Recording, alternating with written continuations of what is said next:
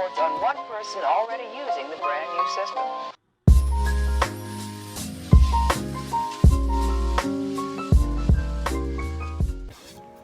Assalamualaikum warahmatullahi wabarakatuh. Nama saya Diza Putri Suraya dari kelas 84. Di sini saya akan menjelaskan materi IPS bab 4, yaitu perubahan masyarakat Indonesia pada masa penjajahan dan tumbuhnya semangat kebangsaan. Yang pertama, kedatangan bangsa-bangsa barat ke Indonesia. Keragaman kekayaan yang dimiliki Indonesia mendorong bangsa-bangsa lain untuk turut memanfaatkannya. Kedatangan bangsa-bangsa lain ke Indonesia sempat merugikan bangsa Indonesia.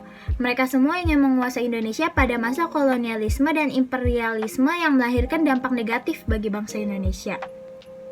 Adapun latar belakang kedatangan bangsa-bangsa barat ke Indonesia, beberapa daya tarik dan faktor pendorong kedatangan bangsa-bangsa barat ke Indonesia saya akan jelaskan pada poin ini. Yang pertama, daya tarik bagi Indonesia kepada bangsa barat. Daya tarik Indonesia bagi bangsa barat yang pertama meliputi keberadaan musim hujan dan musim kemarau yang memungkinkan tumbuhan di Indonesia tumbuh subur dan berkembang. Yang kedua, Indonesia sejak lama dikenal dengan daerah penghasil rempah-rempah seperti lada, cengkeh, dan kemiri. Kegunaannya pun sangat baik. Bisa sebagai mengawetkan makanan ataupun mengawetkan ikan, bumbu masakan, bahkan obat. Karena kegunaannya, rempah-rempah ini sangat laku di pasaran, sementara persediaan di Eropa sangat terbatas. Yang kedua, ada motivasi 3G, yaitu Gold, Glory, dan Gospel. Gold, Glory, dan Gospel merupakan motivasi bangsa-bangsa barat melakukan penjelajahan samudera.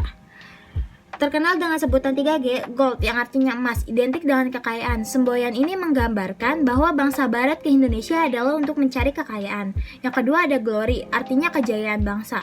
Yang ketiga ada gospel. Gospel adalah bangsa-bangsa barat yang ingin menyebarluaskan atau mengajarkan agama Nasrani, khususnya agama Kristen, ke Indonesia dan ke bangsa-bangsa Asia, Afrika, ataupun Amerika Selatan. Yang ketiga ada revolusi industri. Revolusi industri adalah pergantian atau perubahan secara menyeluruh dalam proses produksi maupun produksi barang. Contohnya, yang awalnya menggunakan tenaga manusia ataupun tenaga hewan, sekarang semua akan berubah menjadi tenaga mesin. Dari adanya revolusi industri, terdapat beberapa penemuan seperti kompas, mesin uap, mesin pemintal, dan lain-lain. Dengan adanya penemuan-penemuan ini mempermudah bangsa barat untuk menjajah Indonesia. Lanjutnya, yang kedua ada kedatangan bangsa-bangsa barat ke Indonesia. Ada beberapa negara yang datang ke Indonesia dengan tujuan tertentu. Ada 4 negara, yaitu Portugis, Spanyol, Inggris, dan Belanda. Keempat negara tersebut datang ke Indonesia untuk mencari keuntungan mereka tersendiri.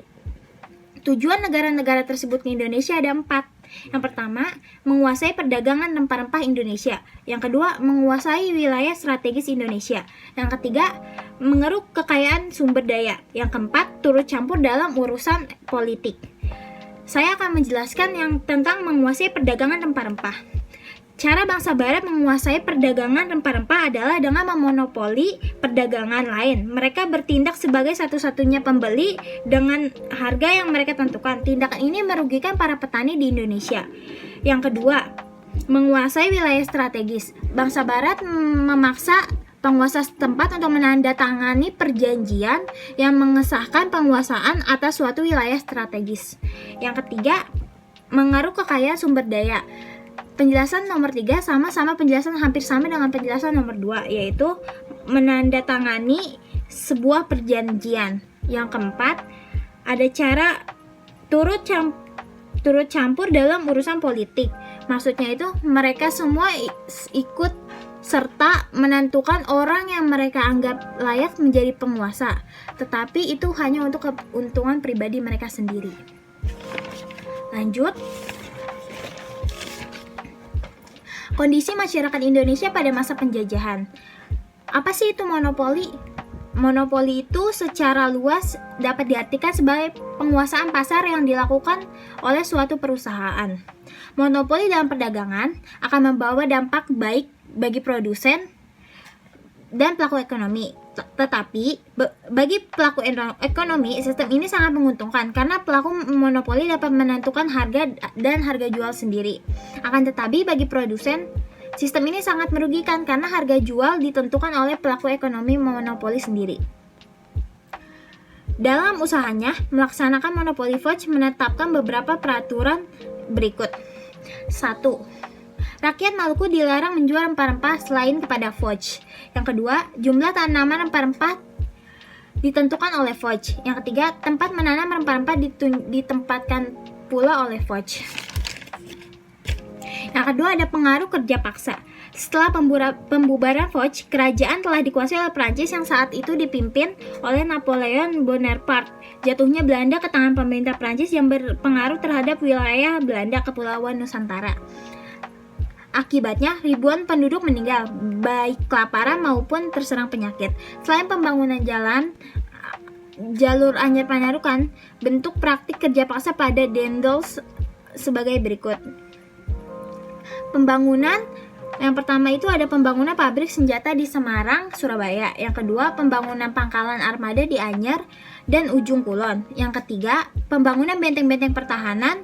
Yang keempat, perbudakan di berbagai perusahaan tambang dan perkebunan. Yang ketiga itu ada pengaruh sistem sewa tanah. Sistem tersebut memiliki aturan sebagai berikut. Yang pertama, petani harus menyewakan tanah meskipun memiliki hak kepemilikan tanah tersebut. Yang kedua, harga sewa tanah tergantung pada kondisi tanah. Yang ketiga, pembayaran sewa tanah kelak dengan uang tunai. Yang keempat, bagi yang tidak memiliki tanah dikenakan pajak kepala. Yang keempat itu ada pengaruh tanam paksa. Bentuk-bentuk penyimpangan dalam pelaksanaan sistem tanam paksa sebagai berikut. Jatah tanah yang harus diserahkan pada penduduk untuk tanaman ekspor melebihi 1/5 dari tanah garapan. Yang kedua, tanah yang ditanami tanaman wajib tetap ditarik pajak. Yang ketiga, setiap kelebihan hasil panen dari jumlah pajak yang telah ditentukan ternyata tidak dikembalikan kepada rakyat. Yang keempat, petani lebih mencurahkan banyak perhatian, tenaga, dan waktu untuk tanaman ekspor sehingga tidak sempat mengerjakan sawah dan ladang sendiri. Yang kelima, petani yang tidak memiliki tanah garap harus bekerja di pabrik atau perkebunan dari 66 hari atau 1/5 tahun. Yang ketujuh, kegagalan panen tanaman wajib menjadi tanggung jawab petani. Maksudnya itu, jadi jatah semua tanah yang diserahkan untuk penduduk ekspor 1/5 dari tanah garapan, dan tanah yang ditanami itu wajib kita bayar pajaknya walaupun itu tanah kita sendiri. Terus yang kelima ada pengaruh masa penduduk Jepang. Yang pertama ada proses kedatangan Jepang. Yang kedua ada poin kebijakan pemerintah militer Jepang. Kebijakan pemerintah militer Jepang terbagi menjadi 4 bagian, yaitu pembentukan organisasi sosial, yang kedua pembentukan organisasi militer dan semi militer, yang ketiga pengarahan Romusa, dan yang keempat eksploitasi kekayaan alam. Yang keenam ada perlawanan terhadap kolonialisme dan imperialisme. Yang pertama, perlawanan terhadap Foch dan Portugis. Poin-poinnya yaitu perlawanan kerajaan Ternate, perlawanan kerajaan Aceh, perlawanan kerajaan Demak, perlawanan kerajaan Gorontalo, perlawanan kerajaan Mataram Islam, perlawanan kerajaan Banten. Yang kedua ada perlawanan terhadap pemerintahan Hindia Belanda, yaitu ada perlawanan rakyat Maluku, perlawanan rakyat Pudri, perlawanan perang di Ponorogo, perang di Aceh, dan perang Banjar, serta perang Jagaraga di Bali. Yang ketiga ada perlawanan dalam pemerintah militer Jepang, perlawanan rakyat Aceh, perlawanan rakyat Singapura Jawa Baru, perlawanan rakyat Indramayu Jawa Barat, perlawanan peta di Blitar. Lalu ada berkembangnya nasionalisme dan perubahan masyarakat pada penjajahan. Latar belakang munculnya semangat nasionalisme. Yang pertama itu ada politik etis. Politik etis itu merupakan kebijakan dari pemerintah kolonial Belanda yang pada abad ke-20. Pokok-pokok kebijakan politik etis yang pertama itu irigasi, yaitu pembangunan sarana pengairan untuk mengairi sawah-sawah penduduk. Yang kedua, pendidikan, yaitu penyelenggaraan pendidikan bagi masyarakat pribumi agar mampu menghasilkan sumber daya manusia yang lebih baik. Yang ketiga, migrasi, yaitu perpindahan penduduk dari daerah yang padat ke daerah yang penduduknya agar lebih merata. Politik etis itu bisa disebut dengan politik balas budi dari negara Belanda. Setelah adanya politik etis, masyarakat Indonesia menjadi lebih pintar atau menjadi lebih berpendidikan dengan kesadaran mereka untuk bangkit dan untuk merdeka. Dengan adanya politik etis, Indonesia bisa merdeka dan menghasilkan generasi-generasi muda yang baik. Terus yang kedua ada kegagalan perlawanan bersenjata. Yang ketiga ada perkembangan organisasi etnik dan keagamaan. Dan yang keempat peran kaum wanita. Beberapa tokoh pejuang yang menumbuhkan semangat kebangsaan yaitu ada Raden Ajeng Kartini, Dewi Sartika, Rohana Kudus, dan Maria Walanda Maramis. Yang kelima munculnya pahaman-pahaman baru. Yang keenam berbagai peristiwa di luar negeri. Yang pertama, kemenangan Jepang atau Rusia pada tahun 1905. Yang kedua, perkembangan nasionalisme di berbagai negara. Yang ketiga, nasionalisme di Tiongkok. Yang keempat, gerakan Turki Muda. Yang kelima, gerakan nasionalisme Mesir. Yang kedua, ada Organisasi Pergerakan Nasional Indonesia Budi Utomo. Budi Utomo dikenal dengan Hari Kebangkitan Indonesia. Lahirnya Budi Utomo berawal dari ide dana pelajar yang dicetak oleh Dr. Wahidin Sudirohusodo. Yang kedua ada Sarekat Islam atau disebut dengan SI. Yang ketiga ada Indis Partij. Dan yang keempat ada Penghimpunan Indonesia atau PI. Serta yang kelima ada Partai Nasionalisme Indonesia atau PNI. Perubahan masyarakat Indonesia pada masa penjajahan.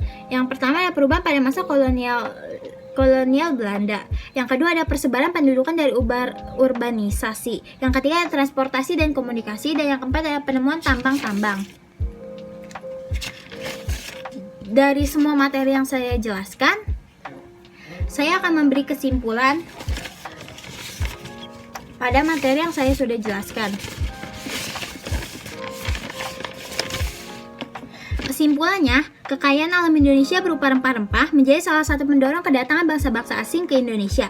Mereka menjadi kaya, memperdagangkan hasil bumi Indonesia dengan harga yang tinggi. Sampai saat ini, semua hasil bumi tersebut masih tumbuh subur di Indonesia. Bangsa Indonesia akan selalu memperhatikan di bidang pertanian dan perkebunan sehingga tetap menjadi penghasil utama rempah-rempah di Indonesia. Jadi, kita sebagai generasi muda harus terus memperjuangkan negara Indonesia dan sebagai seorang pelajar harus belajar dengan giat dan lebih baik lagi. Sekian dari saya, apabila ada kata-kata yang salah atau penjelasan yang kurang, mohon dimaafkan. Wassalamualaikum warahmatullahi wabarakatuh.